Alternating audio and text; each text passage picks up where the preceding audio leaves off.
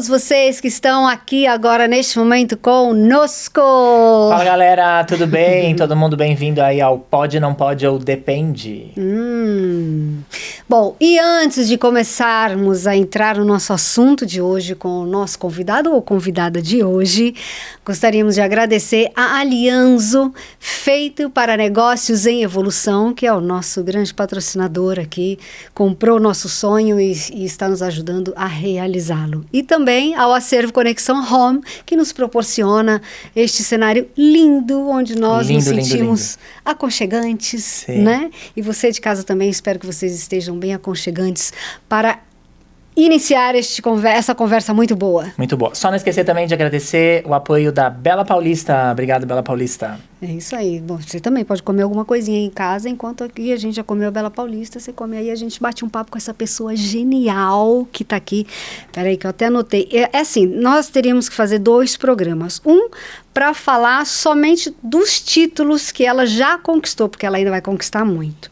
Como não é possível, a gente deu uma resumida e no decorrer a gente vai falando, né? Sim. Ela é atleta. Ela é campeã mundial. Medalha prata e bronze na Paralimpíada e por aí vai assim, muitos títulos. Ela é uma pessoa extraordinária, ela tem uma alegria contagiante por onde ela passa, a alegria dela permanece ali com a gente sempre. Verônica Hipólito!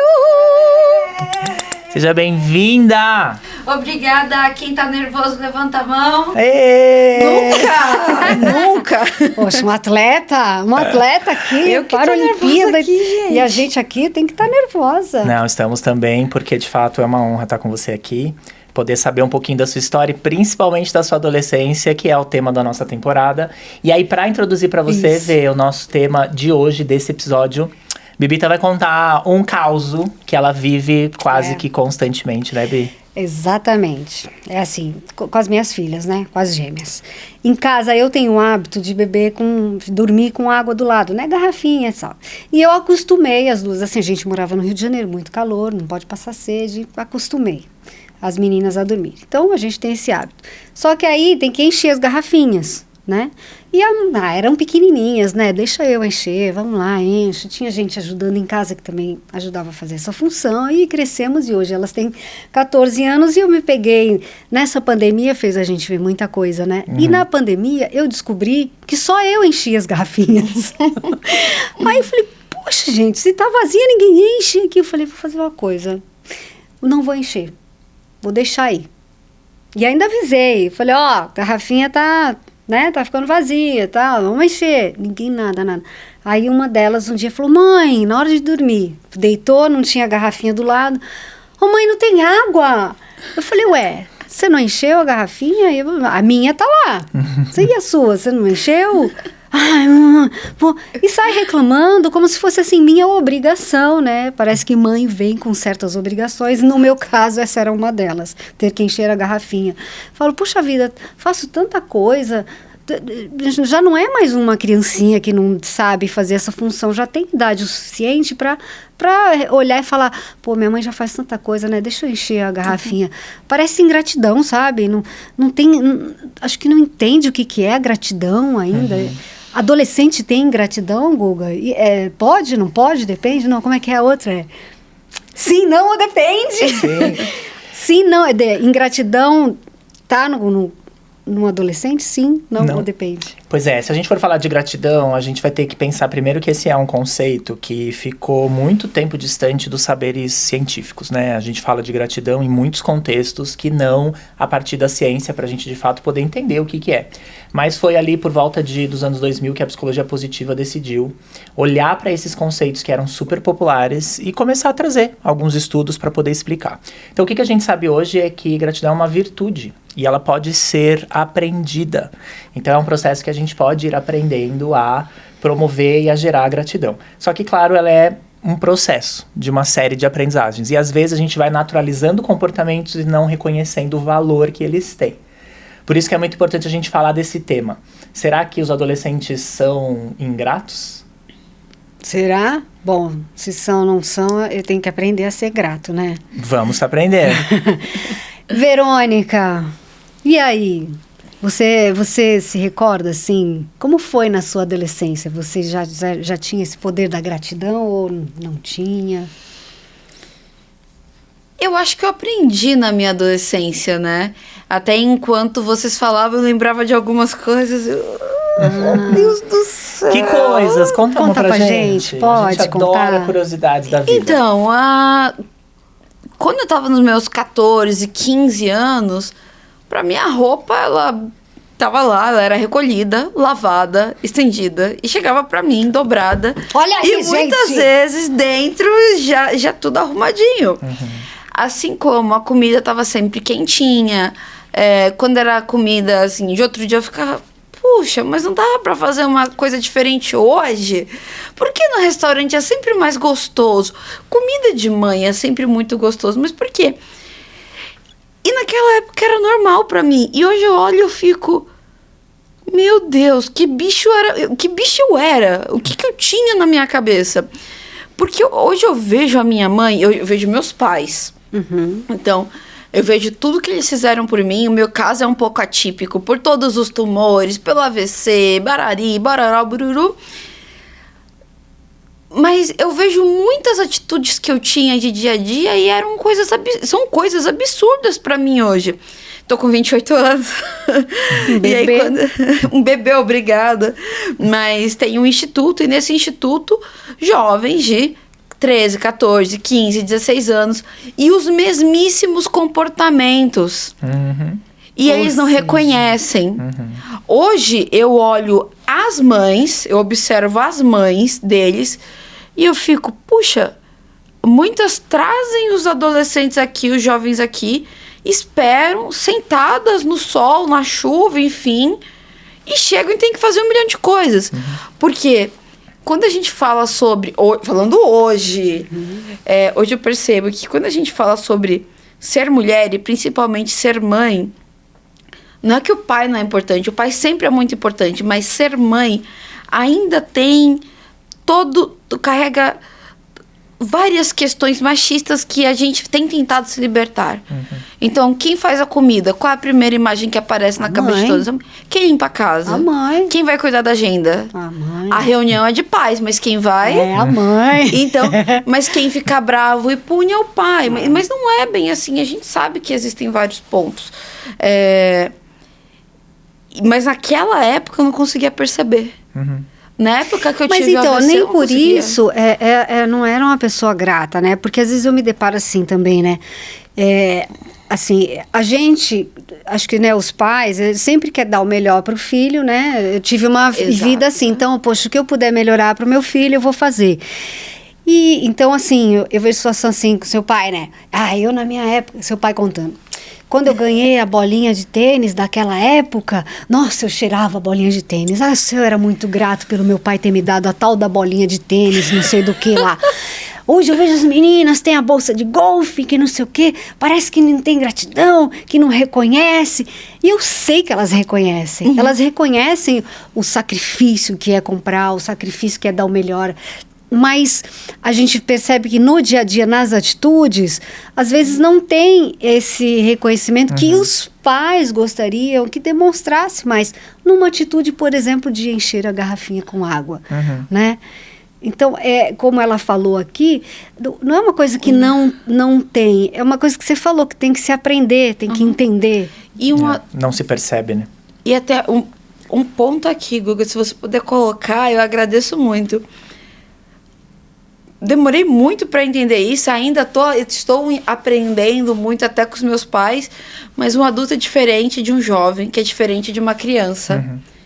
Então é aquela coisa, na minha época, nossa, que coisa. Já tá nessa na sua época. Minha lombar. Mas na minha época, um pai e uma mãe bater no filho ou na filha era algo normal, tem que bater. Eu não apanhei absurdamente, não, brincadeira. Eu não apanhei, mas eu conheço muitos amigos meus que chegavam com marcas. E era algo que a Bibi olhou e fez assim... Ai, que é terrível, né? A gente pensar que era assim, era uma realidade natural. É verdade. E aí era assim, você tem que aprender a ser grato. Palavras, agressão, não somente física, mas verbal. De eu sou sua mãe, seu pai te coloquei no mundo, eu posso te tirar. E a gente vê que as coisas... Não aconteceu comigo, mas lembro até hoje de amigos e amigas minhas da época que a gente nem era adolescente, tinha, sei lá, 11 anos. E contavam pra mim. Eu acho que vai mudando isso. O estado de consciência vai mudando. O que era psicologia antes e o que é hoje. Então, assim... Mas eu acho que esse é o ponto fundamental, né? Assim, até para quem tá em casa poder se ver numa situação como essa, talvez com os filhos ainda não aptos a reconhecer coisas e não valorizar, e querer fazer alguma coisa. Acho que a V toca num ponto importante, que é a questão da consciência. Existe uma consciência que é do indivíduo, existe uma consciência que é de uma sociedade, que é da soma dos indivíduos, né? Por isso que a gente vê muitas diferenças entre as gerações. O que pode hoje não podia antes, o que era normal, comum, adequado, hoje já é inclusive ilegal. Então essa modificação ela vai existindo, né? Isso é importante a gente estar atento. Esses comportamentos que a gente está elucidando aqui, o da garrafinha, do dobrar a roupa, normalmente são na nossa sociedade comportamentos que a gente fala que são invisibilizados.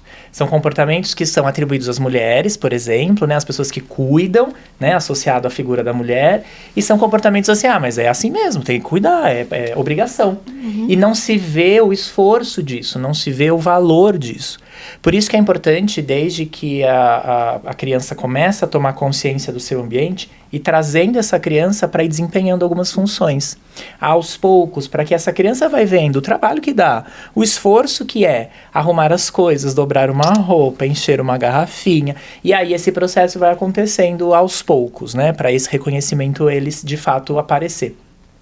Agora, uma coisa que me gera muita curiosidade ver dentro da sua jornada é o como a sua vida como atleta te levou a essa consciência de responsabilidade, de valor das coisas.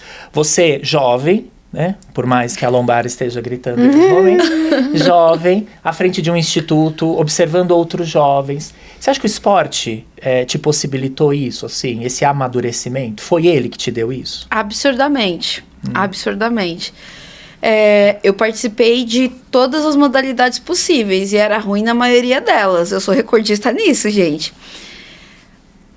Mas eu aprendi muito mais quando eu resolvi ficar numa modalidade, que primeiro foi o judô e depois, por questão de um tumor, foi o atletismo. E no atletismo já, a gente caía, se machucava e tinha que levantar. As barreiras deveriam ser guardadas em seu devido lugar. Os colchonetes deveriam ser limpos. Aí eu ficava, mas todo dia eu tenho que fazer isso? Que saco!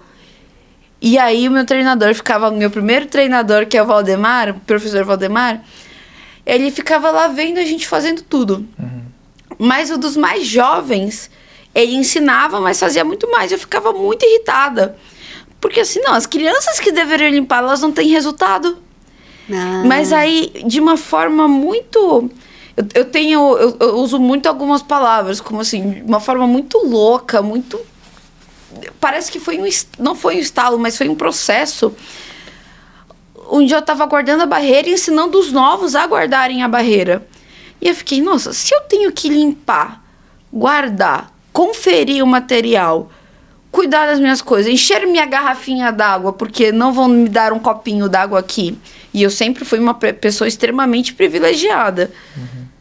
O que acontece com as minhas roupas? Até o dia, eu lembro até hoje que eu perguntei pra minha mãe e pro meu pai, eu falei, como é que lava uma roupa?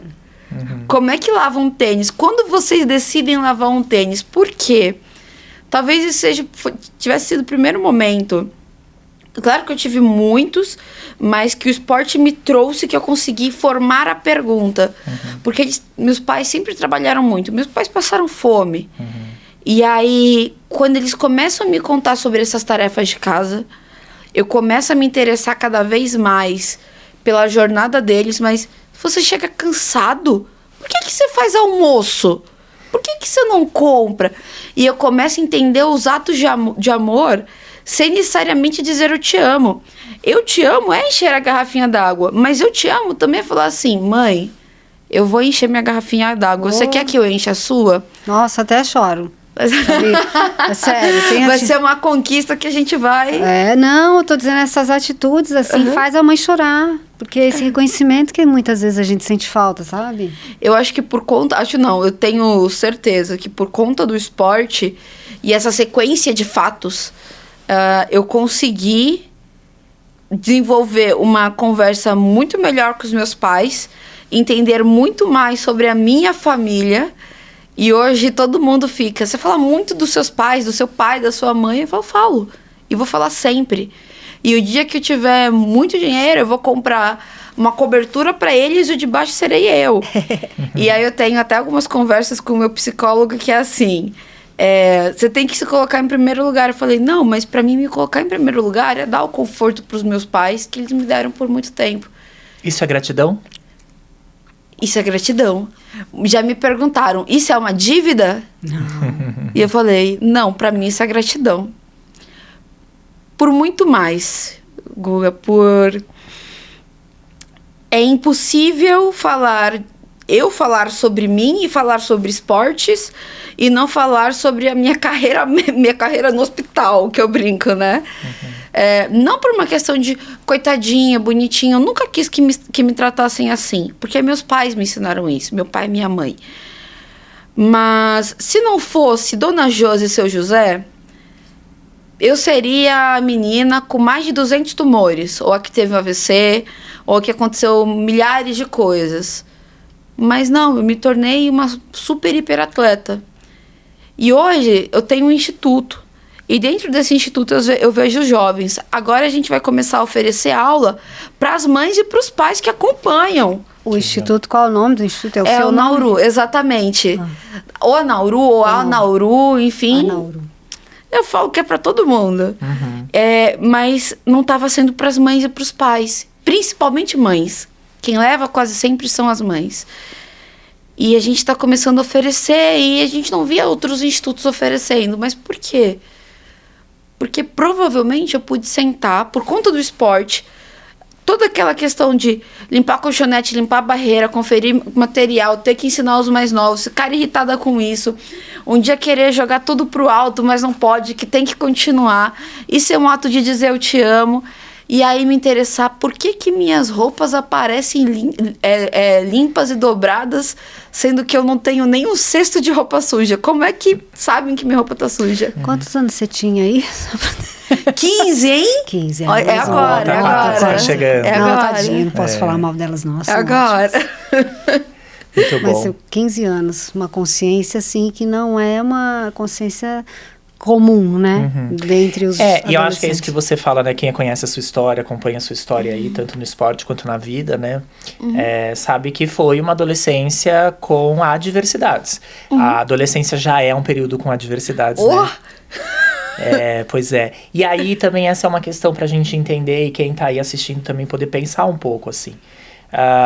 Todos os enfrentamentos que você teve com relação à tua saúde junto a uma adolescência, o que é mais difícil? O que foi mais... Porque nas suas entrevistas, inclusive, parece que você traz um exercício de muita fluidez de viver esses processos, né? Assim, Obrigada. Parece, é isso que a gente quer saber. Assim, o que foi mais difícil pra você nessa experiência enquanto adolescente?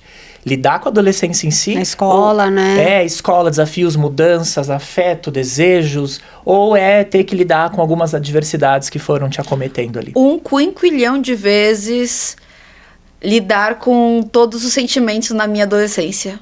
Tranquilamente eu falo isso. Tranquilamente. Obviamente, um AVC soma. Os tumores para mim nunca foram algo de ter mudado absurdamente algo na minha adolescência. O meu primeiro tumor foi com 12 para 13 anos e eu fiquei feliz na época que eu falei, caramba, eu vou ser mais do que a nerd da escola, eu vou ser uma popstar agora. E não era bem assim, cabeça de adolescente. Mas com o AVC foi um pouco diferente. Com o AVC, eu fiquei com a fala paralisada, cheia de soquinhos, e o lado direito paralisado. Só que eu consegui voltando muito, sempre vou trazer fisioterapeuta, fonoaudiólogo, psicólogo, enfim. Mas se você não tem um apoio em casa, as coisas não vão acontecer. Por isso eu falo. São os eu te amo sem dizer eu te amo. E eu escutava tanto dessa forma como o direto. Filha, eu te amo, excelente dia. E eu começava a reparar. Mas eu não sabia o que era uma sequela de AVC. E aí eu comecei a me tornar estranha, a manca, a gaga, a N coisas que eu não queria ser, somados a milhões de outras coisas eu sempre me considerei mais hípode. As minhas amigas, elas sempre estavam muito mais interessadas nos garotos ou nas garotas. E eu ficava... Eu não sinto a mesma coisa. Eu minto e falo que eu sinto. O que eu faço? E era assim, era vestibular, e era esporte, pra onde vai, e o que mostra na TV, e todo mundo quer ser o popular, e todo mundo quer seguir um padrão. Mas 1 milhão de vezes, um quinquilhão de vezes, ou infinitas vezes, as questões da minha adolescência foram muito mais... Desafiadoras, incômodas. Tem coisa que eu trato até hoje. É mesmo. Acho que muita gente, né? Assim, a adolescência é um período muito crucial para algumas experiências e marca muito, né? Marca muito. Às vezes eu tô no meio do treino, aí eu paro, coloco a mão na cintura e fico... Rapaz, eu gostava daquele cara. Do nada. Rapaz, por que eu não tinha respondido aquilo naquela época? E eu brinco muito com o pessoal do treino, porque é muito louco. Você escuta a sua vida toda não, você escuta boa parte que você agora não é mais uma menina, agora você é uma adolescente. Agora você está na pré-adolescência. Agora é isso, agora é que daqui a pouco você vai se tornar uma adulta. O ensino fundamental, quando você entra, já começa a ter... X professores a mais, não é mais tia tal, tio tal. E aí quando você entra no ensino médio, que as coisas mudam... E aí já vai começar a estudar o vestibular, qual profissão, tem que se formar, né? E aí o vestibular você já tem que fazer, já quer fazer cursinho, já quer fazer isso, e se não passar? E se passar? Mas vai seguir a carreira da mãe, do pai, ou vai ser outra? A mãe e o pai não concordam, pra onde você vai? Gente, AVC, tumor, pra mim, sempre foi assim... Ok, temos um problema, temos uma solução. Eu sei o caminho, é uma linha reta, ou tem uma curvinha, ou tem uma barreirinha, mas eu vou dar um jeito de passar. Eu tinha as respostas. Eu tenho um tumor.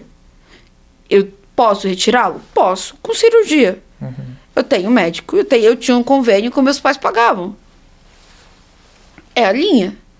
Quais são os perigos no meio disso? A e B. Exato, eu sempre falei que eu sou de economia, gente, mas eu sou... Exatas. Exato, assim, é isso, é daqui, aqui, acabou. Eu tive um AVC, ok, AVC, por que aconteceu o AVC? Por isso e aquilo, vai ter que fazer fono, psico, TO, físio, não sei o que, pode voltar, pode não voltar, ok, esse é o meu caminho. Todo o resto da adolescência eu não tenho resposta até nada. Hoje. Que loucura. Não, mas é muito significativo ouvir, né, você dizendo sobre essa experiência, porque talvez quem esteja de fora, né, olhe para a sua vivência e reconheça todas as suas forças, todos os seus enfrentamentos, né, e talvez dimensione que o desafio tenha sido esse. O maior desafio tenha sido isso, né? Quando, na verdade, tem toda uma vida, né? Por isso que hoje você é uma palestrante, porta-voz em diversidade, equidade e inclusão, né? E a gente sabe que para a diversidade, equidade e inclusão, algumas características que nós temos enquanto diversidade, né? Elas representam quase que um sistema de bullying eterno, porque a adolescência você já vive uma série de coisas, mas dependendo da sua característica, seja como uma pessoa com deficiência racial, LGBT, isso vai se arrastar para uma vida inteira, né, assim. Então, o contexto é muito desafiador. E aí, essa é uma questão também para a gente entender, assim, quais foram as lições que você teve, que você carrega até hoje, dentro dessa adolescência, de ter que lidar pós um AVC, críticas na escola, comentários, como é que você aprendeu a enfrentar esses desafios aí, que já eram grandes na adolescência? Até hoje eu não sei. Tô aprendendo. Estou aprendendo. Mas eu sempre fui muito ansiosa. Então eu gostava de... Não é que eu gostava. Pra mim, depende, ou entender que poderia existir mais um não pode, literalmente, era algo que me dava um medo, dor de barriga. Aí eu recusava enfrentamentos. E durante boa parte da minha adolescência, quando eu comecei a ser chamada de manca, isso, aquilo, piriri, pororó, pururu. Não desce no intervalo agora não, querida, porque você... Era só escada lá, o elevador não funcionava. Escada. Porque você vai na escada e você fica na parede, não tinha corrimão, você fica na parede e tá atrasando o fluxo. E na hora de sair, espera o pessoal sair pra você sair. E foram coisas que eu só fui entender depois dos 20 e tantos. E com o esporte, quando eu entendi que existiam pessoas iguais a mim. Mas é enfrentar. É entender que o sim é o sim, que o não é o não, e que o depende é que você tá abrindo pros outros. Uhum. Que tem que ser claro nas suas palavras. Que não tem que criar um monstro gigantesco em algo que não é. Uhum. E eu tinha muito essa mania. Era um microfone. Uhum. E pra mim poderia ser um palco com 1 milhão de... Eu pensava, microfone é um palco com 1 milhão de pessoas. E vão começar a rir de mim. Então, talvez não da forma mais ao que não é essa forma. E ir pro enfrentamento, sempre que possível. E seus pais nessa época? Porque você chegava e falava, pô, hoje aconteceu isso na escola. Não. Você tinha esse diálogo assim? Não. Por quê? Não. Tinha porque vergonha? num determinado momento, Bibi, eu me senti um grande incômodo para as pessoas, um grande peso. Então era eu que estava travando o fluxo. Entendi. Era eu que não conseguia falar direito. E eu não pensava naquela época, pô, cadê o corrimão? Meus pais pagam não sei quanto de mensalidade, estão se matando para isso, e o elevador tá aqui e não funciona. Para que serve, então? Perguntei porque você, Verônica, transmite, assim, muita clareza, muita segurança, né? Com tantos desafios. E aí eu falo assim, puxa, eu gostaria de ajudar as minhas filhas, ajudar quem está em casa assistindo a gente... Porque eu queria conhecer seus pais, porque eu acho que seus pais devem ser pessoas incríveis. Primeiro pela forma como você fala deles, né? É muito gostoso de ouvir. E eu acho que tem muito dedinho deles aí nessa personalidade, nessa firmeza. Claro que é você, né? Por mais que as pessoas te dão coisas, se você não tiver o desejo, se você não tiver o impulso de realizar, as coisas não vão. Mas eu queria saber nesses momentos, assim, de aflição, né? Aquele colo que a gente encontra em casa do pai e da mãe. Então você não tinha esse diálogo. Você não queria usar dessa forma? Eu não queria, porque eu num determinado momento de tantos você incomoda na escola e na vida, eu achei que eu estava incomodando. Mas eu guardo todas as cartas que os meus pais me deixavam. Eu sou suspeita pra falar, gente, mas pra mim, meu pai e minha mãe são pessoas bárbaras, assim, são... eu paro e fico... Como eu queria que mais pessoas tivessem um pai e uma mãe como os meus, porque eles lutavam até o final. Eles prestavam atenção naquela mínima mudança. E aí, muitas vezes, eles escreviam cartas pra mim. E até no WhatsApp, até hoje eu tô ensinando eles a utilizar, uma hora vai rolar. Uhum. Mas eles escreviam muitas cartas de... agora, eles não escreviam, vai dar 1 mês do seu AVC. Mas quando chegava próximo, você tá passando por mais uma etapa. Não deixe te diminuírem, não deixem fazerem aquilo. Nós estamos aqui. Quando você precisar, nós estaremos sempre de braços abertos. Quando eu ficava com muita raiva, falava assim, eu quero sumir. Eu lembro que foram poucas vezes que eu falei na adolescência, mas hoje eu desembesto, eles têm que falar, para, Verônica, pelo amor de Deus. Eu lembro que uma vez eu falei pra minha mãe, eu queria sumir, eu queria desaparecer desse mundo. E aí ela falou assim, eu também. Ela falou assim, eu também. Muitas vezes eu pensei em querer sumir, desaparecer, em largar tudo, mas a vida continua. E aí eu fiquei triste, aí eu lembro de falar, mãe, eu tô muito triste. E eu não consigo falar, nem na época eu tinha um psicólogo, eu não consigo falar, eu não consigo entender. Aí ela falou assim, tá tudo bem não entender agora.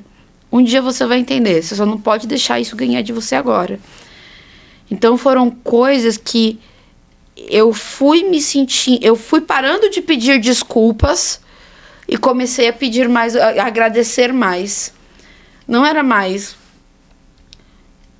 desculpa, tô muito cansada, ou desculpa por hoje, desculpa pelo atraso, obrigada por me esperar, obrigada por me avisar. E aí, num determinado momento, foi... você pode esperar aqui, porque... A primeira vez que eu falei isso pra ela foi no 3º ano do ensino médio. Que tava acontecendo isso. Olha. E aí... Nossa. Aí a minha mãe e meu pai olharam, meu pai olhou... Meu pai sempre foi mais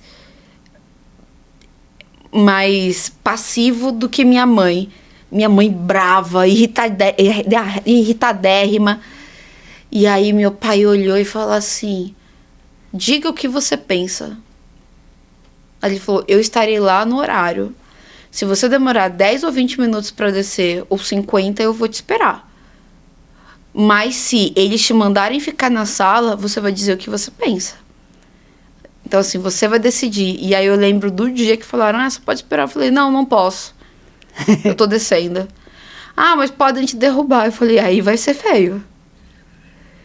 E aí a primeira vez que eu fiz isso, eu me senti uma super-heroína. Ai, que delícia! Ai, eu consegui! Que legal. Mas as brigas continuam, sabe? Porque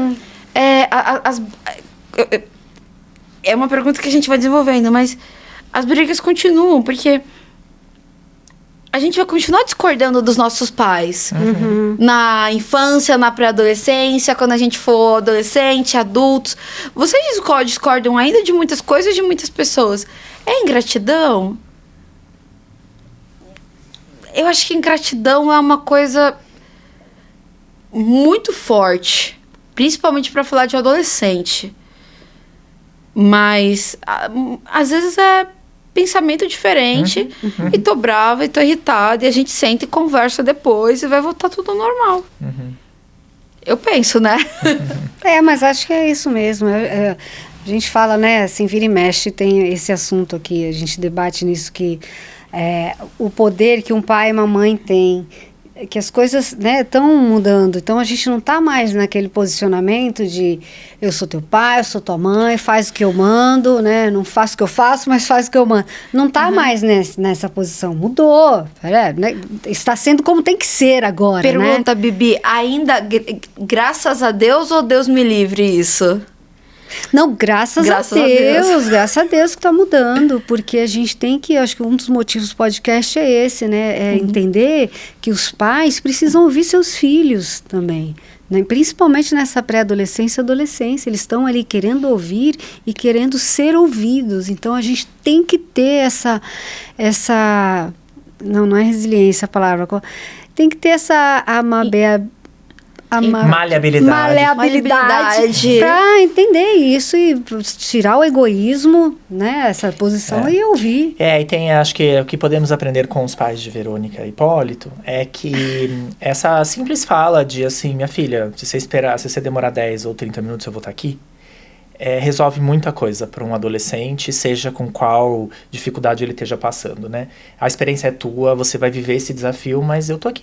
E só o fato da gente saber que tá ali já resolve muita coisa. Então, às vezes, em casa, os pais, as mães, avós sofrem muito por uma experiência que o filho está passando, que o sobrinho está passando, mas se você perceber que essa atitude já é suficiente, a gente acalma e deixa, né? O adolescente viver a experiência, a diversidade, né? E passar por isso que já ajuda bastante, né? Total. Bianca ouviu. Bianca está aprendendo com os pais de Verônica. Ai, beijo. Qual é o nome deles mesmo? Josi e José. Josi e José. Exatamente. Ai, queridos, ó, pra vocês, ó. Ele não gosta de ser chamado de José, eu chamo só pra irritar. Mas foi ela, não fui eu, hein? Mas corta aí, por favor. Mas eu acredito que os meus pais, eles tiveram muita frente para isso, eles aprenderam muito porque eles foram professores, né? E eles foram professores de escola pública. Eu ficava possessa, porque sempre aparecia alguém na rua, pai, mãe. Ah, que pai e mãe? Chamavam... Porque muitas vezes eram eles que sentavam e davam conselho para os alunos, eram eles que conversavam, eram eles que sabiam o nome de todo mundo, ou não. Mas o meu pai, ele às vezes passa na rua e até hoje tem gente que... Meu pai sempre falou assim, olha, não tem que bater, não tem que bater, não tem que bater. Eu falo que ele é um vanguardista disso, não tem que bater. Mas ele brincava com o pessoal, ficava assim, ó. Ele virava assim, ó. Aí todo mundo sabia que era uma grande brincadeira. E aí, tem gente que passa na rua e fica assim, ó. Não rola mais, hein? Ele falou, falei. E aí, da minha mãe, ela foi sempre mais direta, assertiva. Mas, e eu, durante muito tempo da minha vida, tive medo. De assim, sim senhora, não senhora, ok senhora, tirarei boas notas senhora. Aí hoje eu leio as cartas e eu fiquei, foi uma coisa que eu criei na minha cabeça. Faz um livro, Verônica, as cartas dos meus pais. Nossa, eles mandavam muitas cartas. Adorei essa dica aí, essa não sugestão. Ó, 20% é seu. Não, pelo amor, vai pro instituto. Não, vai vir. Meu instituto lindo, maravilhoso. Ô Vê, para além de tudo isso que você já contou pra gente aqui, ser uma atleta de alta performance, competir nos maiores campeonatos do mundo, com as pessoas com maior rendimento, como é lidar com vitórias, derrotas, conseguir, não conseguir, cobrança, pressão, e tendo começado adolescente nesse processo? Como é que é pra você? Difícil. Eu falo que muitos atletas de alto rendimento, eles falam que eles foram ensinados a falar, mas não sentaram e pensaram no que eles realmente podem estar passando. Essa questão de zona de conforto, tá fora da zona de conforto, não sei o que, não sei o que lá. É real, mas existem algumas coisas que você vai abrir mão e que serão dolorosas e que você vai sentir falta. O primeiro campeonato mundial adulto que eu ganhei foi com 16 para 17 anos. Eu mudei minha vida, resolvi... eu já tinha nota para entrar em medicina, resolvi não fazer medicina, e que eu faria engenharia, e que eu faria economia, mas eu queria fazer numa federal. E aí, de repente, meus amigos estão todos entrando na faculdade, mas os meus amigos do treino, que eram todos mais velhos, eram 10, 15 anos mais velhos, falavam, não, você tem que focar no momento. Aí eu ficava, mas meus amigos estão entrando na faculdade? E eu entrei no primeiro e no segundo ano, eu vou entrar agora também. Você chegou a fazer faculdade? Tô terminando agora. Ah, você tá... Faltam 3 matérias, pelo amor de Deus. Mas você teve que dar o intervalo, você precisou se dedicar ao esporte? Eu fui jubilada. Eu tentei fazer tudo, fui jubilada da federal. E aí minha mãe, olha que loucura. Eu tinha medo de voltar. Eu criei um trauma de... Se eu fazer esporte, eu não posso ser boa na faculdade. Se eu fazer faculdade, eu não posso ser boa no esporte. Que coisa, que pressão, hein? E eu não entendia. E aí, minha mãe perguntava se eu queria, eu ficava, puxa, eu quero. Me dói ver meus amigos se formando, assim, eu fico feliz, mas me dói mais do que eu fico feliz. E aí, minha mãe me chamou para um desafio, para ver quem tirava a maior nota do Enem. E, obviamente, a competitiva fui. Aí eu ganhei. Eu entrei em primeiro e ela entrou em segundo na federal. Uau! E o sonho dela, um dos sonhos dela, era cursar a federal, uma federal. Aí ela entrou e ela foi sucesso da federal. Que legal. E todo mundo falava, puxa, queria minha mãe aqui comigo. Eu pensei... E tinha gente que ficava, ai, que mico. Aí eu pensava, eu vou viver isso ao máximo com a minha mãe. E minha mãe levava meu pai e eu falava, eu vou viver isso ao máximo. Só que minha mãe não terminou. Porque ela falou assim no final, ia super bem. Só que no final ela falou, isso era um sonho meu, mas que mudou. Com o passar do tempo, né? E muito foco. Tinha no coração, a gente tem sonhos. E aí a gente volta naquele sonho, não é mais. Eu acho que vai acontecer isso com todo mundo. Mas o ponto é assim, é difícil, é muito difícil, foi muito difícil. Eu pretendo me formar agora, é uma coisa que eu quero. Economia. Economia. Eu faço economia na Federal do ABC. E a melhor dos federais. Uhul. E hoje eu vejo jovens entrando e eu falo assim, olha, aproveita. Se teu coração tá aqui, aproveita aqui. Se tá lá, aproveita lá. Mas aproveita. Na minha adolescência, eu não queria ser mãe. Eu falava, Deus me livre ser mãe. Deus me livre encontrar alguém. Eu quero viver livre, leve e solta. E hoje eu falo, eu quero ser mãe. Eu quero muito ser mãe. Só que o esporte tem N coisas também. E aí, num determinado momento, começaram a falar que eu parecia a mãe de alguns atletas. De tipo, cadê teu exame? Cadê isso? Cadê aquilo? Isso é aí eu coisa ficava de assim, mãe. cara, você não pode. E aí eu ficava, mas ser mãe deve ter um monte de coisa que eu não sei se eu tô... Acho que ninguém tá preparado. Não. Mas,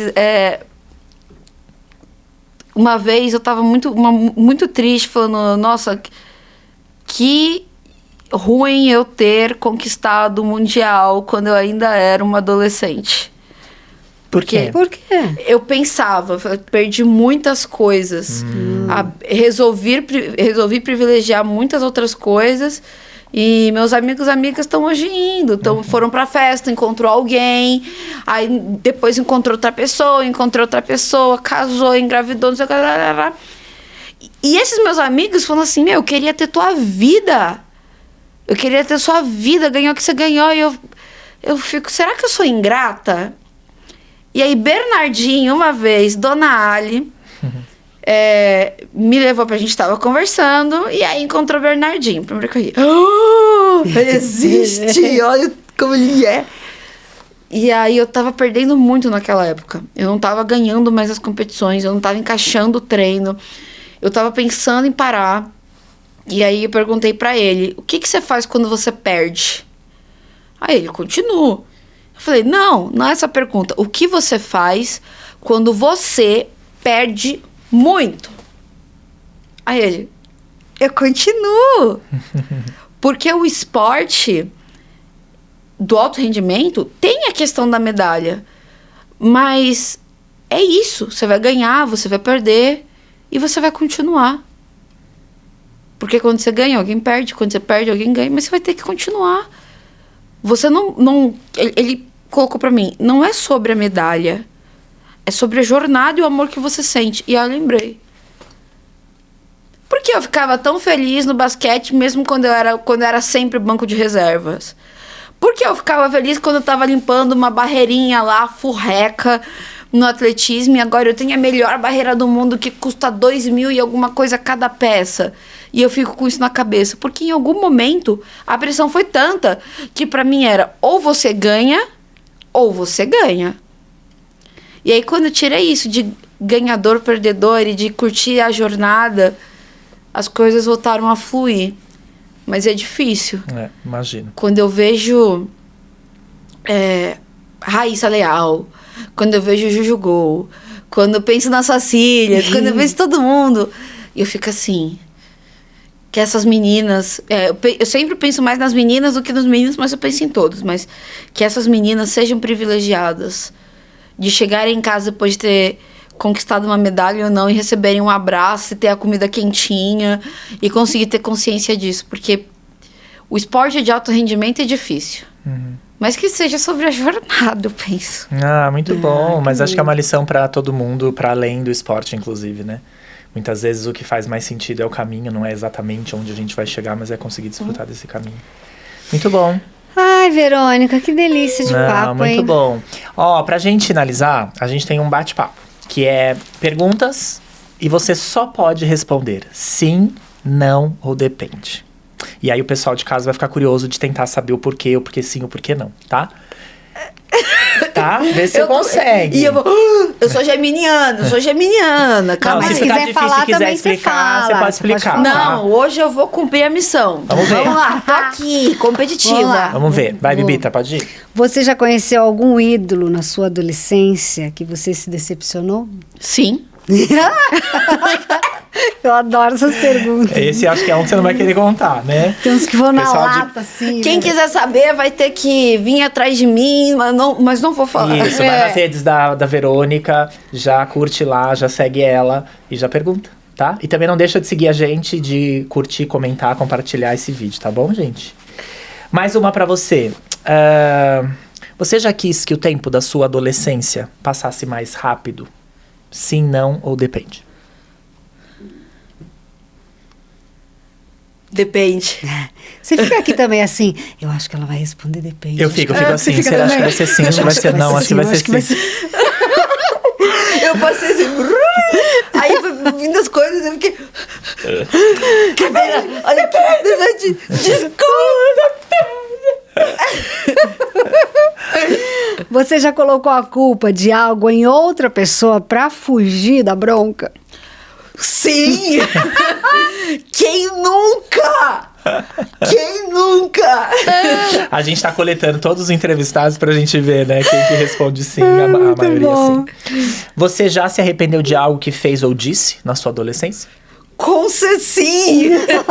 Muito! Com sim! É o novo. Não Pode, não de pode, reforçar, depende, reforçar entendeu? sim, né? Você já fez tudo o que queria na sua adolescência? Não. Não. Faltou coisas. Naquelas depende. Não. Ainda vai fazer? Depende. Depende. Eu tenho mais de 18, gente. Muito bom. Se você aí que tá assistindo também quiser comentar, se pra você sim, se pra você não, se pra você depende, as perguntas que a gente fez pra ver também, comenta aqui que a gente lê tudo e depois responde, tá? Última coisa que a gente quer te pedir. A gente gostaria que você desse uma mensagem, desse um recado pra uma criança que vai entrar na adolescência em algum momento, né? Você já passou pela adolescência, sabe como foi, sabe dos desafios. Então a ideia é você falar pra essa criança, olha, o que eu quero que você ouça de mim é isso. E aí a gente escolheu uma criança. E a gente vai pôr aqui essa criança e você vai dizer pra ela o que você acha que ela precisa ouvir de você.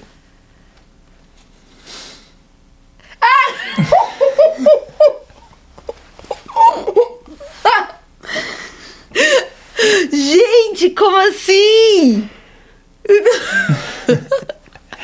E aí, Vê, o que esta criança poderia ouvir de você? O que você acha que ela precisa ouvir de você hoje para que ela viva a vida dela, inclusive a adolescência dela? Em todos os seus primeiros dias de aula, seus pais vão te falar que vai ser uma nova fase pra você aproveitar e você vai achar uma grande chatice. Escuta. Eles já passaram por isso de alguma forma no tempo deles, mas passaram. Não tenha medo de tirar notas baixas, não se acha melhor por tirar notas altas, vão ter dias bons, vão ter dias ruins. Curta ao máximo. A primeira festa sozinha dá medo.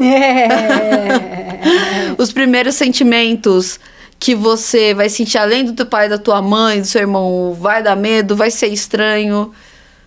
Mas viva ao máximo, viva ao máximo. Eu acredito que seria isso. Muito que bom. lindo. Ela vai ouvir. Com certeza. E claro, não se preocupa tanto com a prova de química, pelo amor de Deus. Pelo amor de Deus, gente, eu tive um AVC às vésperas de uma prova de química. Até pai hoje. do céu. Não, mas até hoje acho que a professora deu 10 pra mim por se sentir culpada, mas não foi. Silvana, não foi você, meu amor. Fica tranquila. Ah, mas tudo bem, valeu a nota. Valeu, vamos receber. valeu. Não Receba. pode Receba, mudar, tem- Receba. Se os outros quiserem me dar um 10 também, que isso Pois isso sempre merece, bom, poxa. sempre bom. Vê, Pô. muito obrigado pela tua presença aqui. Passou tão rápido, mas foi tão bom, né? Tão bom. Obrigada. Tenho certeza que as suas palavras vão chegar nas pessoas que estão aí com a gente, assistindo e vão levar para a vida delas, com certeza. Obrigada mesmo. Obrigada eu, pessoal. Obrigada a todo mundo que esteve conosco hoje. E tenho certeza que não só esse episódio, mas tantos outros vão auxiliar muitas pessoas. Tá sendo lindo isso daqui. Obrigada. E eu espero... Eu vou voltar? Posso? Sim, não? Depende. Claro, claro. né? Não dá nem para encaixar. Mas pode. Pode sempre. Ô, Verônica, Muito bom. fala só o nome do seu instituto para quem quiser acessar, né? Vai estar aqui embaixo direitinho, mas quem quiser acessar, conhecer mais do instituto. Eu não sou tão boa, então eu olho pra vocês, eu olho pra cá, Pode ser eu aqui, olho ó, pra pode cá. falar. Não, já aqui fala é a sua direto câmera aqui, ó, aqui, essa ó, aqui é a pra sua. sua câmera. Pessoal, é @time Nauru, então time de time, NAURU. Se você gosta de esportes e acredita que esportes é pra todas as pessoas, altas e baixas, gordas e magras, com mão sem mão, com perna sem perna, de todas as cores e todas as idades, vem com a gente. Muito bom, muito legal. Obrigado, Vê. Obrigado, Bibita. Obrigada, Mais Guguinha.